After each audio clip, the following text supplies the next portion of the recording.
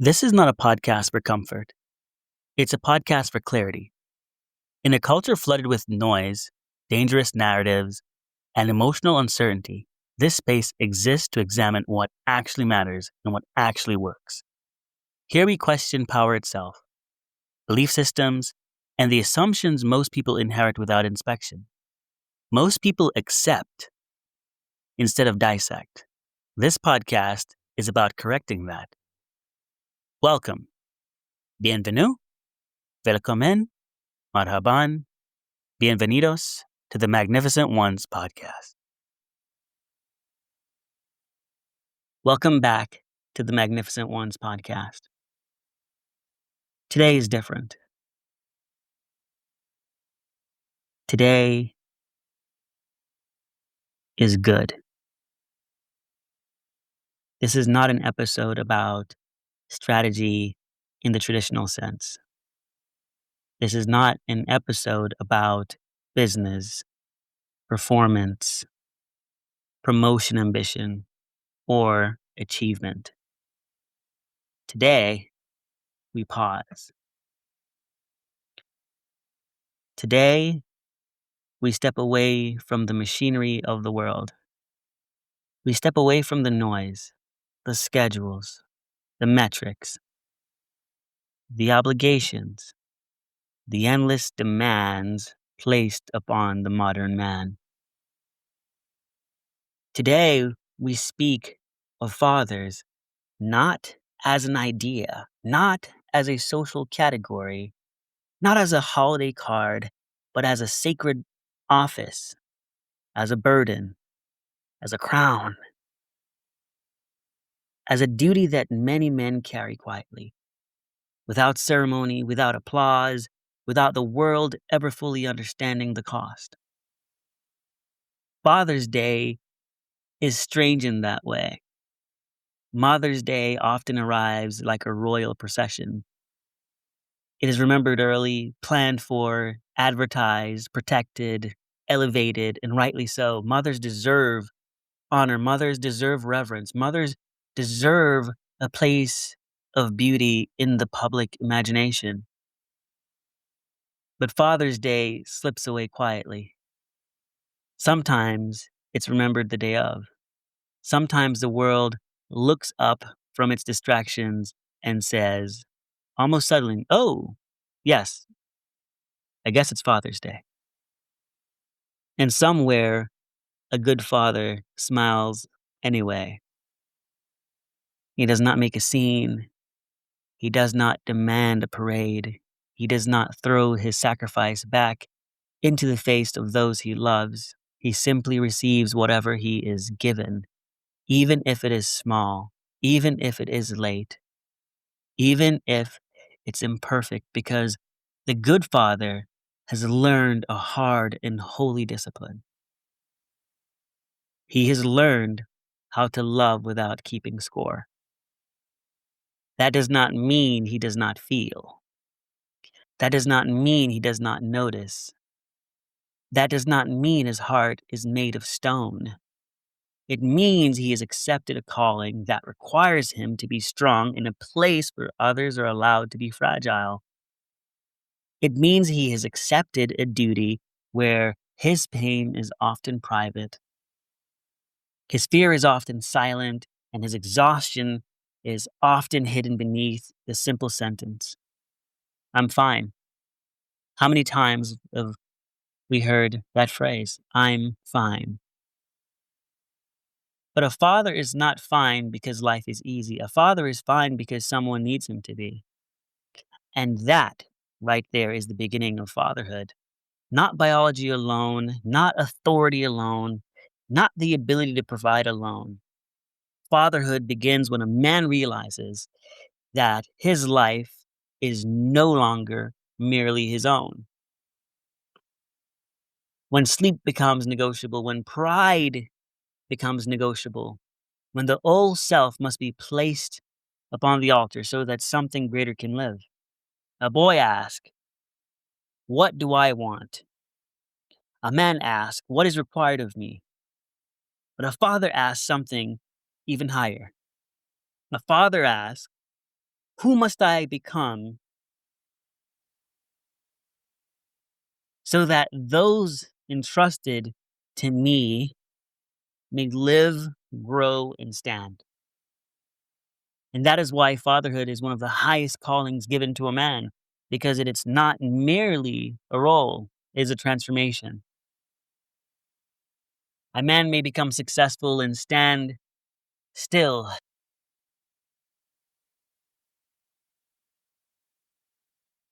A man may become successful and still remain selfish. A man may become wealthy and still remain small. A man may become powerful and still remain undisciplined. But a good father cannot remain centered only on himself. The office will not allow it. The child will reveal it. The family will test him. The home will expose him. Because a fatherhood is not performed on a stage. It is not proven by speeches. It is not measured by public applause. It is lived in the unseen hours. It is lived when a child is sick and the father still has to go to work. It is lived when the bills are heavy and the father does not pass in panic. And the father does not pass his panic down into the house. It is lived when he wants to quit but remembers that others are standing on the bridge of his back. It is lived when he is tired, misunderstood, underappreciated, and still chooses to be present. That is the hidden nobility of a father. A good father is often the floor beneath everyone's feet. And because he is the floor, people forget he's holding the weight. They walk, they build, they dream, they grow, and often they do not realize that beneath them is a man who has absorbed impact after impact, so the house would not shake. A good father sacrifices, not in theory, not in sentiment. They sacrifice in practical, daily, invisible ways. They eat last. They worry first. They wake before the house rises. They carry the tension no one sees. They calculate risks silently. They make decisions that may never be thanked because the decision works. No one noticed this disaster that never came. This is one of the cruel ironies of good leadership. The better the leader protects, the less visible the protection becomes. The better the father provides stability, the more ordinary stability appears. Children often do not know the cost of peace. They only know that the light stayed on. They only know that food appeared. They only know that someone came when they called.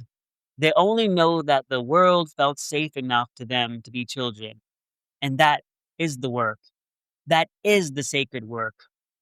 A father creates a world where someone else does not have to carry the full terror of existence too soon.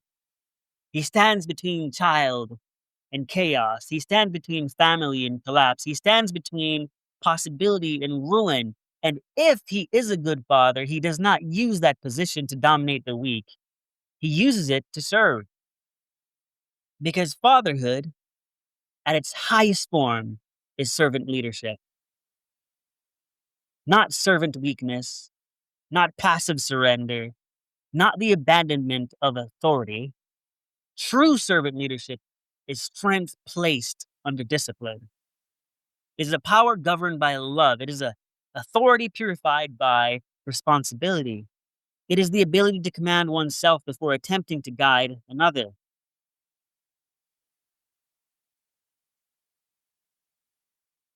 A father who cannot govern his temper will wound the house.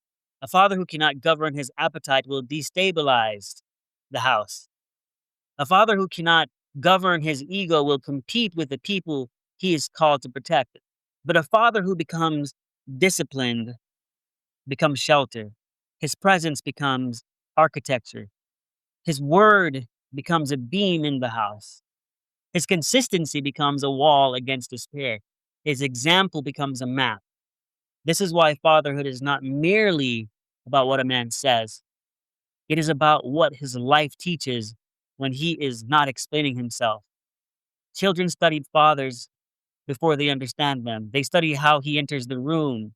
They study how he handles disappointment.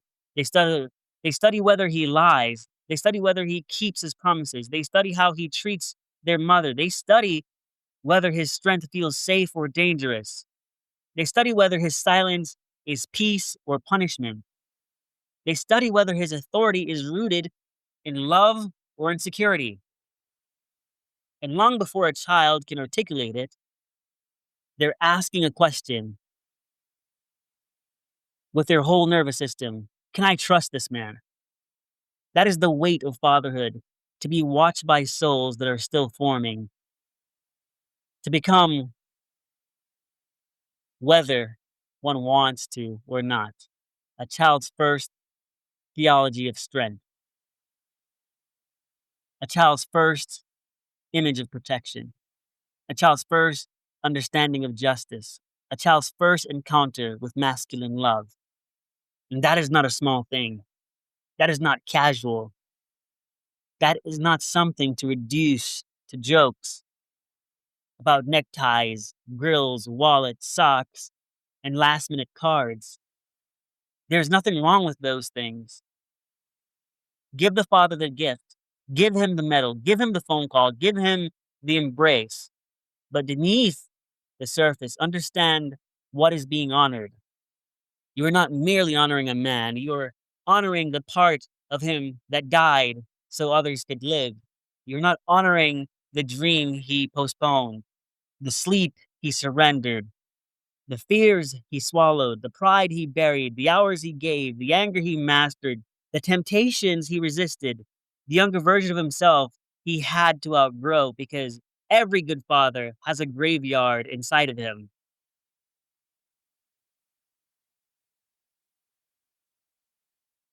A graveyard of his former self, the reckless self, the selfish self, the impulsive self, the boy who wanted to be free of obligation, the man who wanted to be admired without being needed, the dreamer who had to become a builder, the warrior who had to become a gardener, the king who had to learn how to wash feet.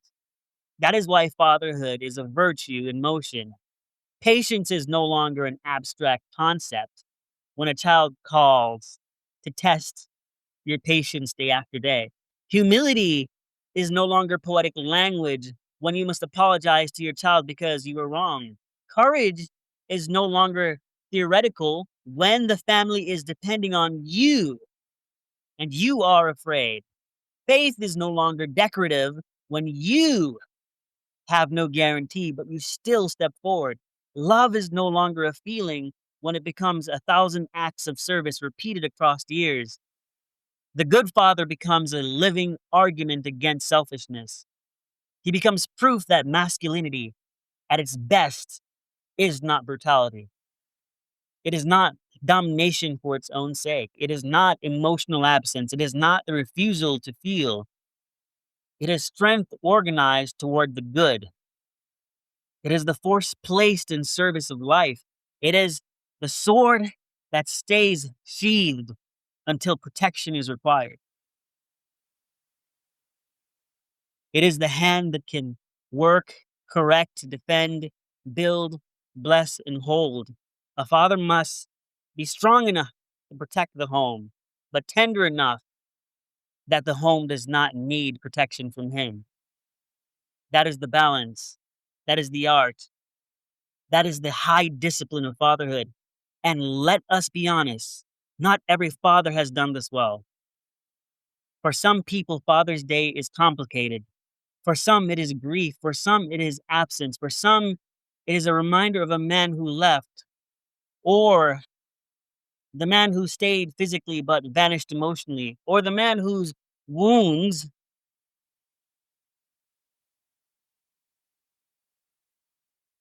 became the weather of the house. We should not lie about that. Honor is not denial. Reverence is not blindness. There are fathers who failed. There are fathers who abandoned. There are fathers who abused their authority and called it leadership. There are fathers who demanded respect while refusing responsibility. And for those who carry that pain, Father's Day can feel less like a celebration and more like an exposed nerve. But even there, we must tell the truth carefully. The failure of some fathers does not erase the calling of fatherhood. It only proves how sacred the office is. Because the deeper the wound of a father's absence, the more clearly we see the necessity of a father's presence. The pain itself testifies. Something important was supposed to be there. Something protective, something guiding, something stable, something strong, something loving, something that said, you don't have to face the world alone.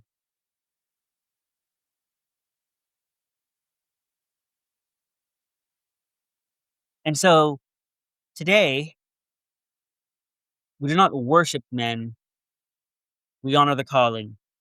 We honor the fathers who answered. We honor the fathers who are still trying. We honor the grandfathers whose hands built what we inherited. We honor the stepfathers who chose responsibility where their biology did not require it. We honor the adaptive fathers who made strong bonds with individuals that they're not related to by blood. We honor the fathers working two jobs. We honor the fathers learning emotional language they were never taught. We honor the fathers trying to break generational patterns with trembling hands. We honor the fathers who made mistakes and came back with humility. We honor the fathers who did not have a blueprint but became one.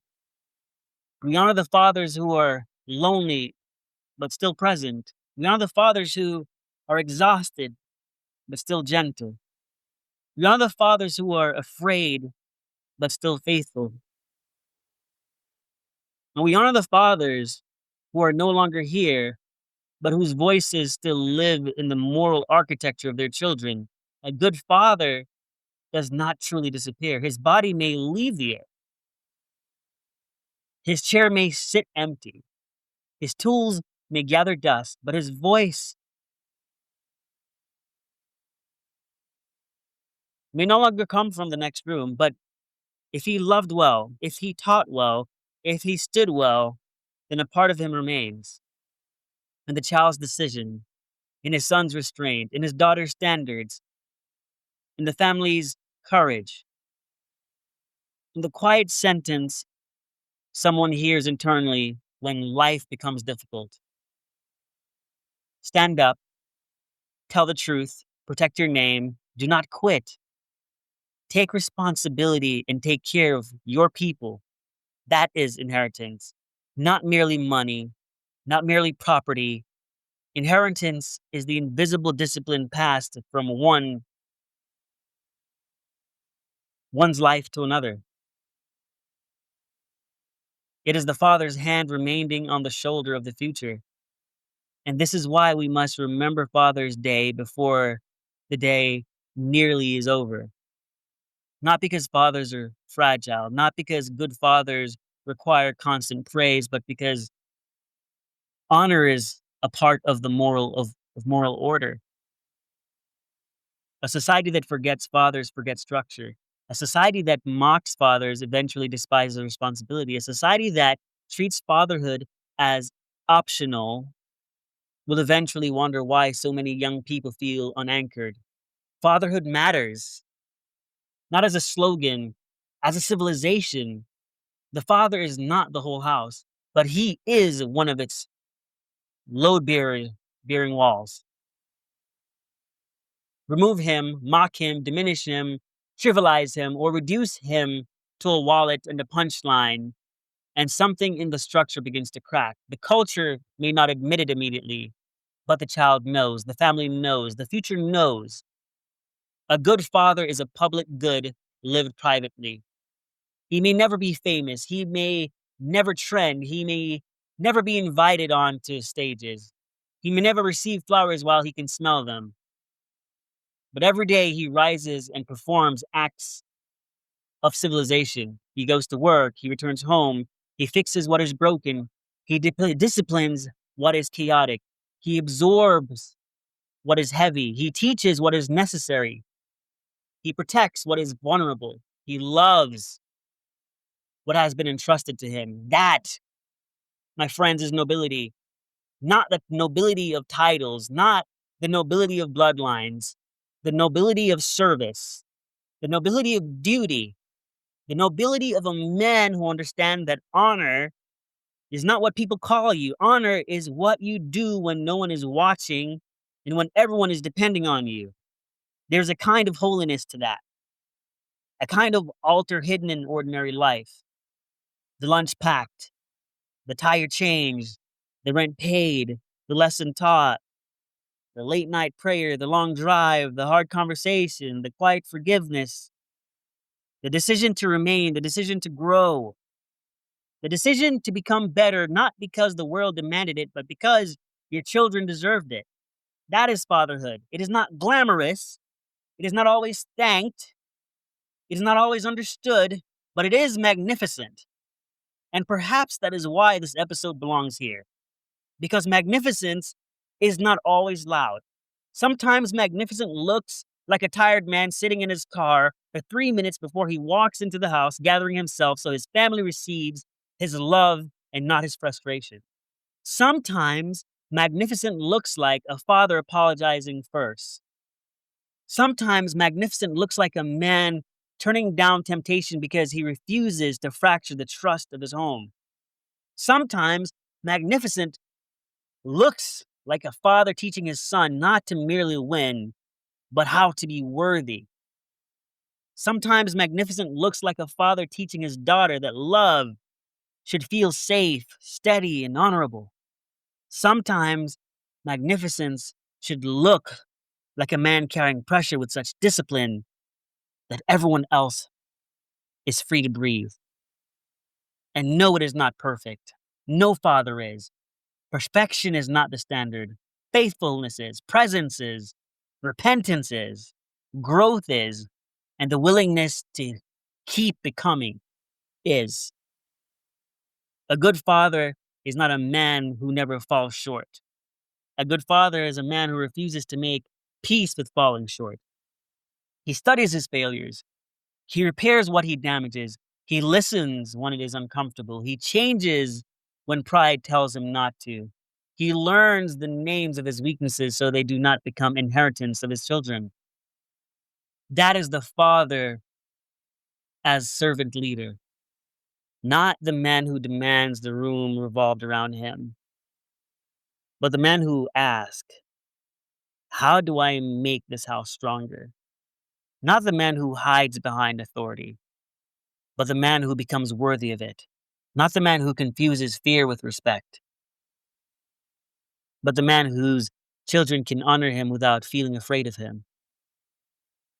That kind of father is not merely raising children, he is raising the future. He is shaping citizens, he is forming souls, he is building emotional infrastructure.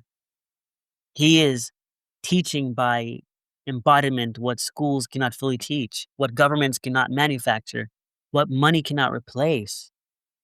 And that is why being a father is an honorable duty. Because duty is love after emotion has run out. Duty is love with work. Duty is love with work clothes on. Duty is love when no one claps. Duty is love when the body is tired. Duty is love when the mind is burdened. Duty is love when the father has his own wounds, his own questions, his own disappointment, but still chooses not to make his family pay the invoice for his pain. A father's duty is not small, it is cosmic in its implications, because every child who is loved well becomes less likely to spend a lifetime searching for the love that should have met them at the beginning.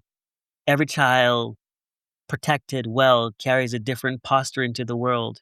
Every child that disciplined with wisdom learns that boundaries are not hatred.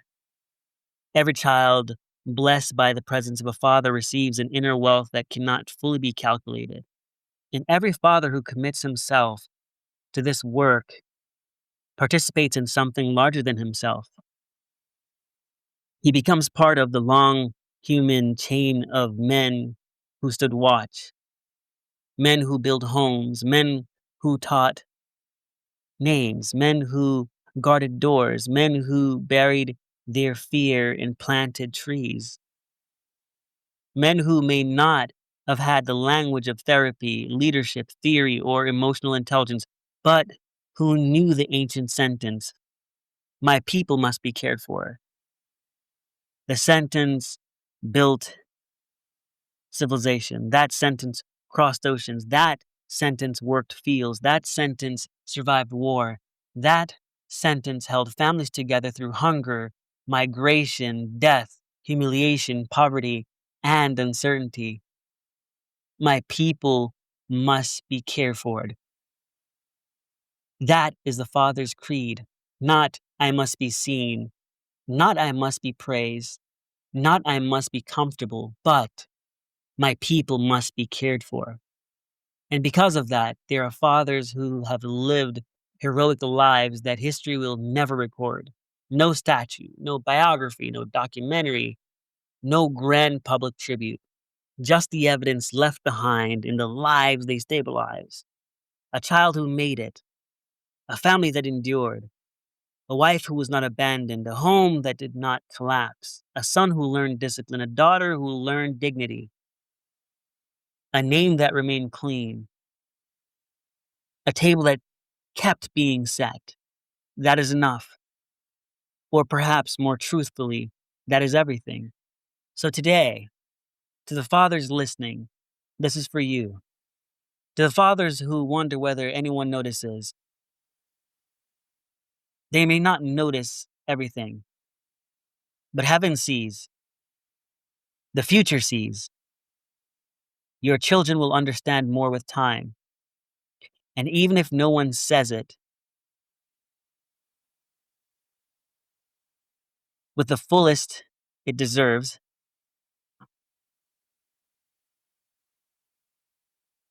your presence matters, your restraint matters, your consistency matters, your sacrifice matters.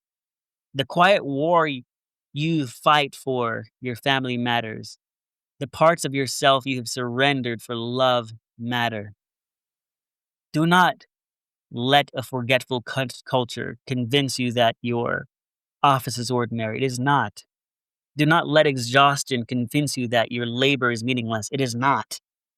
Do not let imperfection convince you that you are disqualified. You are not.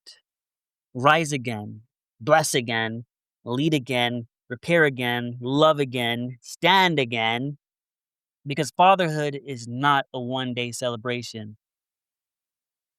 It's a lifelong liturgy. It is a daily vow renewed in action. And for those who still have a father, call him. Not casually, not as an obligation you are trying to clear. Call him with memory, call him with attention. Ask him something you never asked. Thank him for something specific.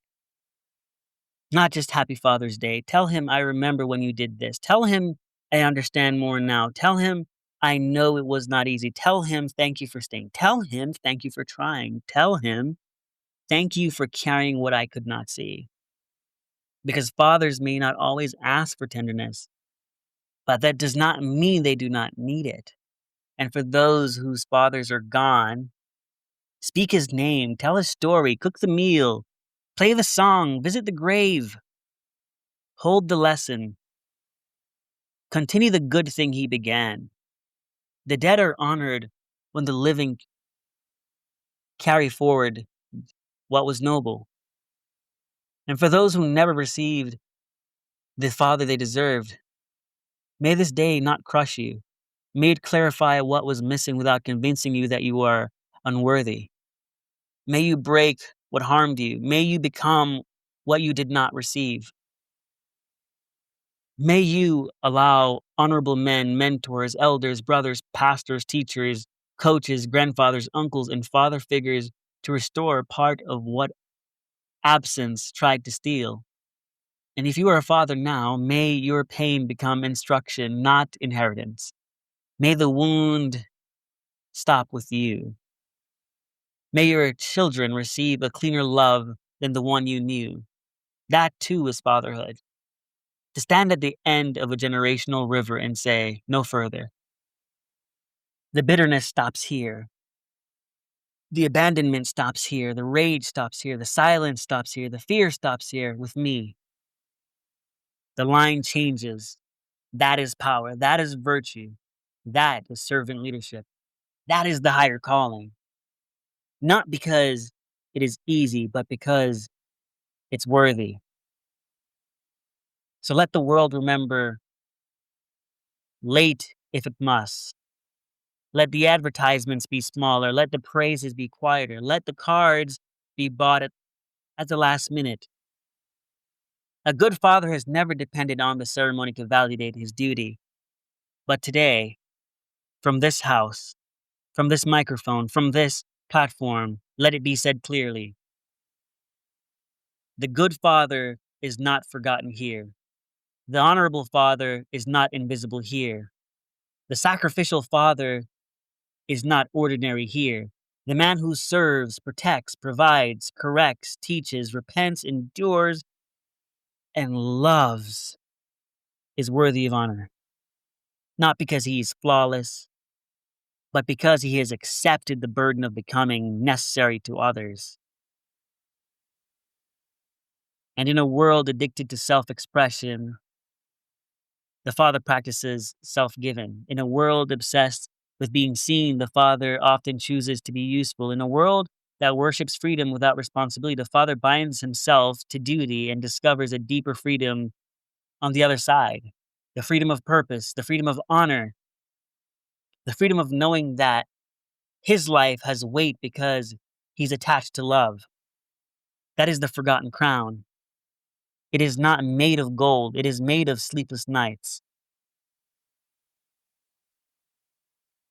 It is made of calloused hands. It is made of prayers whispered under pressure. It is made of bills paid quietly. It is made of discipline. It is made of mercy. It is made of decisions to stay. It is made of decisions to serve. It is made of the decisions to become the kind of man whose presence gives others courage. So happy Father's Day to the fathers, to the grandfathers, to the stepfathers, to the adoptive fathers, to the spiritual fathers, to the men who stood in the gaps, to the men who became shelter, to the men who are still learning how.